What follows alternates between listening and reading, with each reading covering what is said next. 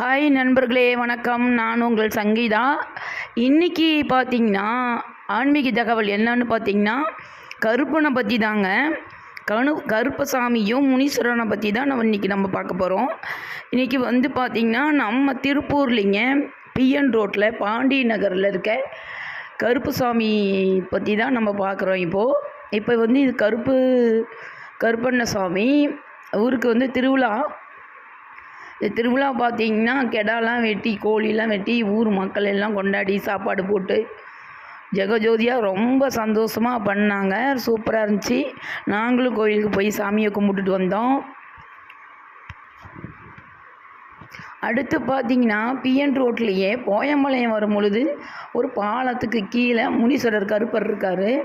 அந்த கருப்பருக்கும் திருவிழா தாங்க. அந்த கருப்பரை பார்த்திங்கன்னா 3 முனீஸ்வரர் சுற்றி இருப்பாங்க. நடுவில் கருப்புசாமி இருக்குது. பின்னாடி மாரியம்மன் இருக்குது. பெருமாள் சாமி வச்சுருக்காங்க. கருப்பன் சாமி வச்சுருக்காங்க.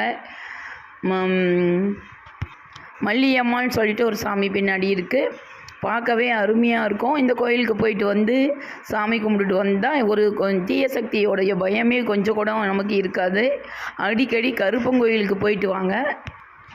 யாராருக்கெல்லாம் கருப்புசாமி ரொம்ப பிடிக்கும், கருப்புசாமி யாராருக்கெல்லாம் குலதெய்வம், யார் கருப்பு கோயிலுக்கு போவீங்க, யாருக்கு கருப்பு சாமி ஆடும், கருப்பங்கோயிலுக்கு போயிட்டு அதிகமாக தரிசனம் பண்ணுறவங்க, கருப்பை தரிசனம் பெற்றவங்களுக்கு கொஞ்சம் கூட பயம் இருக்காதுங்க. தனிமையில் போகும்போது கருப்பனை வணங்குறவங்க ரொம்ப துணிச்சலாக தைரியமாக இருப்பாங்க. கருப்பு சாமியை வணங்கி கருப்பனுடைய ஆசி பெற்றவங்க, கருப்பனை பிடிச்சவங்க எல்லாருமே கமெண்ட் பண்ணுங்கள், லைக் பண்ணுங்கள் நண்பர்களே. இன்னொரு ஆன்மீக தகவலோடு நான் உங்களை சந்திக்கிறேன். உங்கள் சங்கீதா. நன்றி.